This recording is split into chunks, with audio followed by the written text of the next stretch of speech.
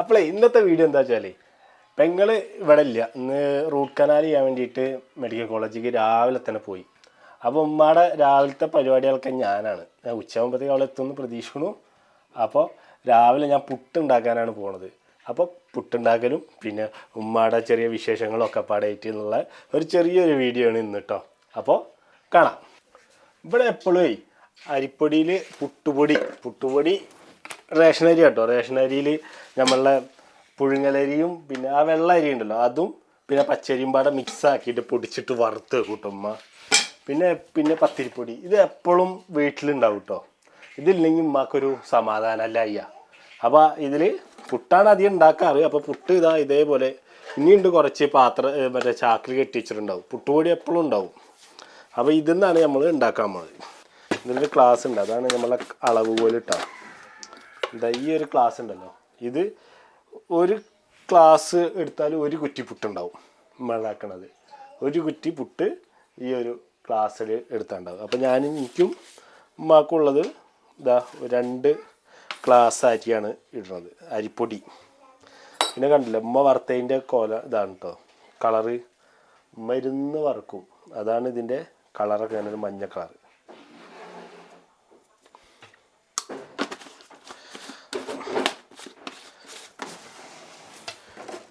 പിന്നെ ഇതിലാദ്യം ഉപ്പിട്ടിട്ട് ഞാനങ്ങനെയാണ് ചെയ്യാറ്. ഓരോരുത്തരും പല രീതിക്കാണ് ചെയ്യുന്നുണ്ടാവുക. അപ്പോൾ എല്ലാവരും ഉപ്പിട്ടിട്ട് നന്നായിട്ട് മിക്സാക്കും. മിക്സാക്കിയിട്ടാണ് ഞാൻ അതായിരുന്നു അതിങ്ങനെ കുതിർത്തി വെക്കും. ലേശം വെള്ളം കൂട്ടി വെക്കും. ഞാൻ എന്താ വെച്ചാൽ ഞങ്ങൾ പുട്ടിന് പൊടിക്കണോണ്ട് നല്ല തരിതരിയേ ഉണ്ടാവുക. അപ്പോൾ ലേശം വെള്ളം കൂടുന്നത്. അപ്പോഴാണ് അതിൻ്റെ ആ ഒരു കറക്റ്റായിട്ട് ഉണ്ടാവുള്ളൂ. ഇത് കുതിർന്ന് വരും. കണ്ടോ, ഇതിനി ഇവിടെ ഒന്ന് കുതിരാൻ ഒരു 5 മിനിറ്റ് ഇവിടെ ഇരിക്കട്ടെ. പുട്ടിൻ്റെ മാവ് അവിടെ ഇരുന്നിട്ട് ഒന്ന് കുതിരാട്ടോ. അപ്പോൾ എന്തെങ്കിലും നമുക്ക് ഉമ്മയുടെ വിശേഷങ്ങളൊക്കെ ഒന്ന് അറിയാം. എങ്ങനെയുണ്ട് ഉമ്മ ഇപ്പോൾ? വേദനയൊക്കെ എന്താ പാട് പറഞ്ഞു കൊടുക്ക്. ഇപ്പം വേദന കുറച്ച് കുറവുണ്ട് മക്കളെ. അതിൻ്റെ ഇടയിൽ ഒരു പനി പിടിച്ചിട്ടാണ് ആകെ ഞാൻ കുഴഞ്ഞു പോയിട്ടോ. ഇപ്പം പനി മാറി, ഈ കവുകെട്ടും ചുമയും മാറിയിട്ടില്ല. അതുകൂടി മാറുകയാണെങ്കിൽ ഞാൻ നല്ല ഉഷാറാവും. മക്കൾക്ക് എല്ലാവർക്കും സുഖമല്ലേ മക്കളെ? എല്ലാവരും വിശേഷം എന്താ? എൻ്റെ വിശേഷം ഇതാ, ഈ റൂമിൻ്റെ ഉള്ളിലത്തെ ഒരു ലോകമാണ് ഇത്. ചാടിയും തുള്ളിയോ അങ്ങോട്ടും ഇങ്ങോട്ടും ഓടി മറിഞ്ഞൊക്കെ നടക്കണ ഞാൻ ഇപ്പോൾ ഒരു ബെഡിൽ അമർന്നിരിക്കാനായി. അപ്പം നടക്കുമ്പോഴും ഇറങ്ങുമ്പോഴും കയറ്റം കയറുമ്പോഴും സ്റ്റെപ്പ് ഇറങ്ങുമ്പോഴും നമ്മുടെ വീട്ടിൻ്റെ ഉള്ളിൽ നടക്കുമ്പോഴൊക്കെ എല്ലാവരും സൂക്ഷിച്ച് നടക്കണം കേട്ടോ. ഈ കാലോ കയ്യോ ഒടിഞ്ഞാൽ പിന്നെ നമുക്ക് ഒരു ലോകമില്ല. നമ്മൾ എന്തിലാണോ ഇരിക്കണത് കയ്യൊടിഞ്ഞാലും കയ്യിനെന്തെങ്കിലും പറ്റിയാൽ നമുക്ക് പുറത്തിറങ്ങാനും ഇതൊക്കെ ആക്കാൻ പറ്റും. പക്ഷെ കാലൊടിഞ്ഞാൽ അങ്ങനെ കൈ ഒടിഞ്ഞാൽ പിന്നെ കൈതാ ഇങ്ങനെ തൂക്കിയിട്ടിട്ട് അങ്ങോട്ടും ഇങ്ങോട്ടും നടക്കുക. ഒരു കൈ കൊണ്ട് എല്ലാം ചെയ്യുക.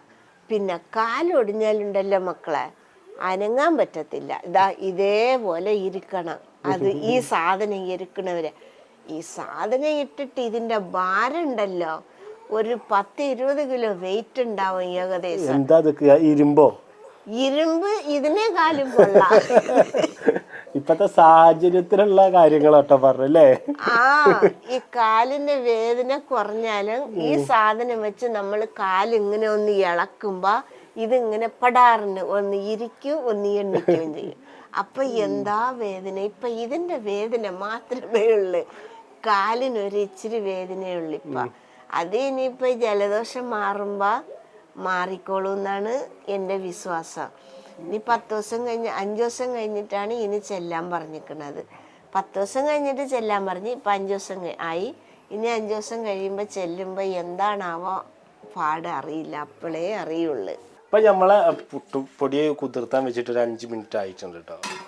ഉമ്മയുടെ വിശേഷങ്ങളൊക്കെ കേട്ടില്ലേ.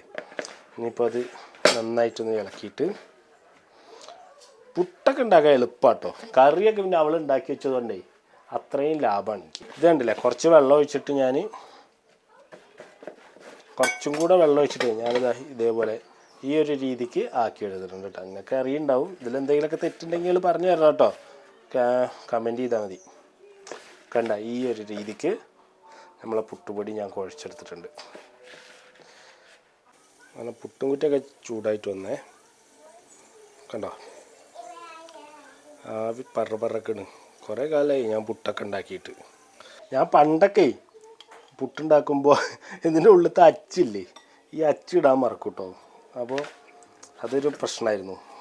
ഇപ്പോൾ മാവൊക്കെ കറക്റ്റായിട്ടുണ്ട്. നമുക്ക് അതിടും.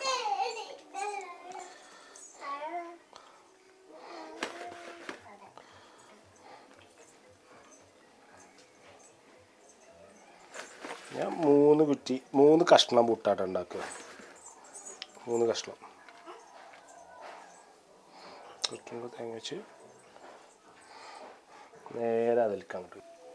ഇനി ഇതങ്ങോട്ട് ഈ പുട്ടും ആയി വരുന്ന പുട്ടും കുറ്റിയിലാണ്ട് മൂടി വെച്ചിട്ട് ഒന്ന് അമർത്തിയിട്ട് ഇതൊന്നും അങ്ങോട്ട് മൂടി വെച്ചാൽ പരിപാടി കഴിഞ്ഞു. തീയും കൂടി കുറച്ചാണ് മീഡിയം ലെവലിൽ വെച്ചാൽ പരിപാടി കഴിഞ്ഞു. അത് ഇനി ഒന്ന് വെന്ത് വരട്ടെ.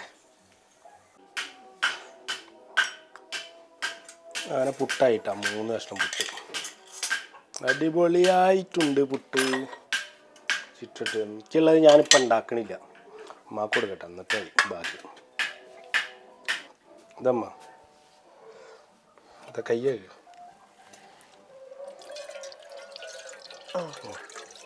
അപ്പം ഞാൻ ഉണ്ടാക്കിയ പുട്ടും ഉമ്മയുടെ മോളുണ്ടാക്കിയ മീൻ കറി കേട്ടോ. കഴിച്ചോ. പുട്ടിന് ഉപ്പില്ലേ നോക്ക്. കുറേ ദിവസമായി ഞാൻ ഉണ്ടാക്കിയിട്ട്. അവളുള്ളതുകൊണ്ട് എനിക്ക് വലിയ അടുക്കളപ്പണിയൊന്നും നിൽക്കില്ല, അതൊരു സമാധാനം. അവളില്ലാത്തപ്പോ എനിക്ക് എന്തേലും വയ്യായി വന്നാൽ എല്ലാ പണിയും ഇവൻ തന്നെ ചെയ്യട്ടോ. അടുക്കള പണി, അടിച്ചു വാരലും ഒക്കെ.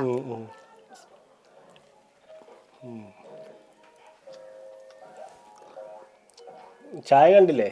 കണ്ടിട്ടുണ്ടാവില്ല. കാണിച്ചു കൊടുക്കട്ടെ. ഇതാണ് നമ്മുടെ ചായപാത്രം.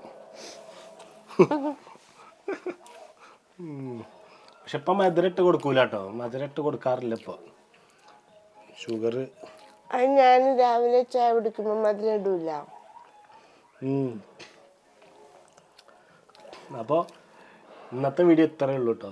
അപ്പോൾ എല്ലാവരും കാണണം അല്ലേ?